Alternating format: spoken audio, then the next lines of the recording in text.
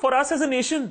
अरे बाबा, I was talking about the memory loss of our dear, of our respected, of our powerful, of our graceful chief minister Narendra Modi. चिल्लाना बंद कर ईपी पे, पागल नहीं हुआ हूं। Roll chief minister Narendra Modi bite. Pakistan को उसी की भाषा में जवाब देना चाहिए कि लव लेटर लिखना बंद करना चाहिए। प्रणब मुखर्जी रोज एक चिट्ठी भेज रहे हैं और वो सवाल भेज रहे हैं, ये जवाब देते फिरते। पाकिस्तान ने हम पर हमला बोल दिया मुंबई में, और हमारे मंत्री जी अमेरिका गए और रोने लगे, ओबामा ओबामा। क्या हो रहा है? हमारे देश के जवान मारे जा रहे हैं और हिंदुस्तान सर झुका रहा है। हमारे जवानों के जो सर काट लिए गए थे, भारत के विदेश मंत्री जयपुर जाकर के पाकिस्तान के मेहमानों को बिरयानी खिला रहे थे। पाकिस्तान की सेना हमारे देश के जवानों पर गोलियां चलाए और आपकी सरकार बिरयानी का भोजन करे। देखा, बाइट पे बाइट, ट्वीट पे ट्वीट, हमारे chief minister Modi ji was a man on a mission. भाई एक बात तो साफ थी, chief minister Modi once in Delhi, इसका मतलब क्या था? पाकिस्तान वुड बी डूइंग सुसु। हमारे चीफ मिनिस्टर मोदी ने तो जर्नलिस्ट को भी धो डाला था। Fuckers were having Pakistani biscuit है, प्रेस्टिट्यूट साला। मेरे देश के जो पत्रकार नवाज शरीफ के सामने बैठ करके उसकी मिठाई खा रहे थे, हिंदुस्तान के उस पत्रकार से मेरी अपेक्षा थी, इस देश की अपेक्षा थी कि वो नवाज शरीफ की उस मिठाई को ठोकर मार के चल देते। लेकिन ये क्या, प्राइम मिनिस्टर बनने के बाद मोदी जी का मेमोरी लॉस हो गया है?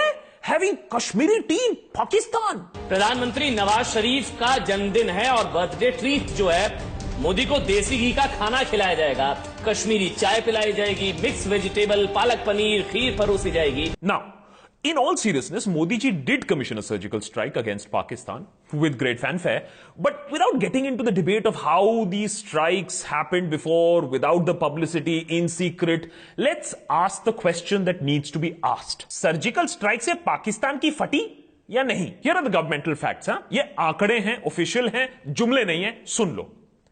2016 was the worst year for the security forces in Jammu and Kashmir since 2008. That's almost a decade.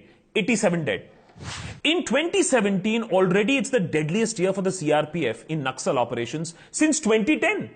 72 dead. Surgical strike होगा no doubt. पाकिस्तानियों पे और नक्सलियों पे, और वो आके हमारे सोल्जर का फिर से सर काट देंगे। कहने का मतलब ये है that the solution is not so easy. लेकिन जब आप ऑपोजिशन में हो तो सब कुछ लगता है easy easy. Tweeting is also easy easy. लेकिन गद्दी मिलने के बाद मन थोड़ा शांत हो जाता है। देखिए ना, look at Modi ji. After the latest beheadings by Pakistan, Modi ji's response has been much more measured, matured, more restrained. In particular, the constantly evolving threat from terrorism is our shared worry. We agreed that no intent or goal, no reason or rationale can validate terrorism. Modi ji, कुछ ना समझ में आया, कुछ ना, बुड़बक समझे हैं क्या? ये कहां अंग्रेजी लगा के रखे हैं? अरे 3 साल में आपको पाकिस्तान को धूल चटा देना था, हैं? ये डिप्लोमेटिक टॉक क्यों कर रहे हैं? लगता है स्मृति जी को वो चूड़ियां भेजनी ही पड़ेंगी। अभी मन करता है कि केंद्र में बैठी कांग्रेस की सरकार को अपनी ये चूड़ियां भेंट कर दूं। वो इसलिए क्योंकि जब पाकिस्तान से 10 लड़कों ने आकर हम पर हमला किया तो ये कांग्रेस पार्टी न सिर्फ तमाशा देख रही थी बल्कि पाकिस्तान के सामने हाथ फैला रही थी। Of course, today Smriti Irani ji also has a memory loss. Today making fun of the Prime Minister's office, not a done thing. Manmohan Singh ji तो प्रेसिडेंट ऑफ इंडिया थे, उनका मजाक उड़ाना तो अलाउड था। पीएम थोड़े ही ना थे वो 10 साल के लिए, है? जब आप लांछन लगाते हैं प्रधानमंत्री के पद पर, तब आप भूल जाते हैं कि ये पद किसी पार्टी का नहीं, राष्ट्र का है। And memory loss can also happen when you are in power, as shown by Rajnath Singh ji. अरे भाई, डीमोनेटाइजेशन डिजास्टर को डिफेंड करना है, हाँ, तो कुछ भी लॉजिक लगा दो, including how demonetisation is broken the back of Naxals. इस फैसले से उनकी कमर टूट गई।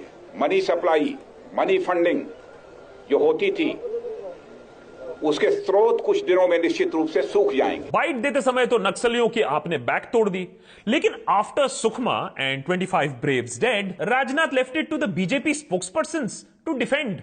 the indefensible. Demonetization was one of a very serious blow to the problem of Naxalism or terrorism. For examples, of 2015 and 16 were the 2 years in which less security forces were killed and more Maoists were killed. Even the biggest number of Maoists surrendering was in 2016. It's around 14,500 or something like that.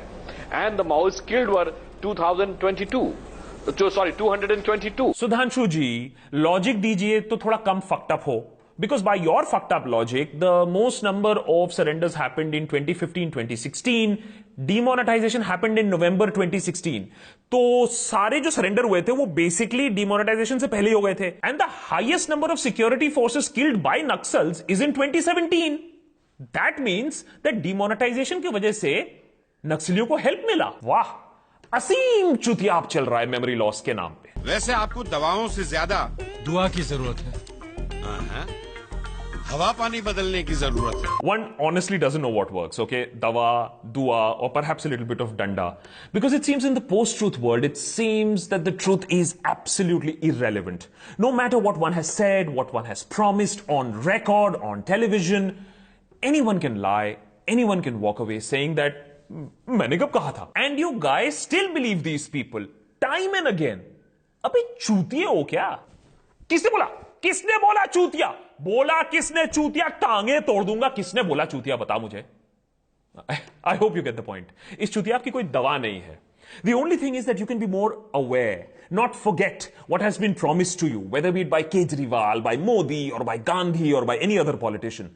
Always remember कि what has been told to you, what has been assured to you. And by the way, अगर आपको लगता है कि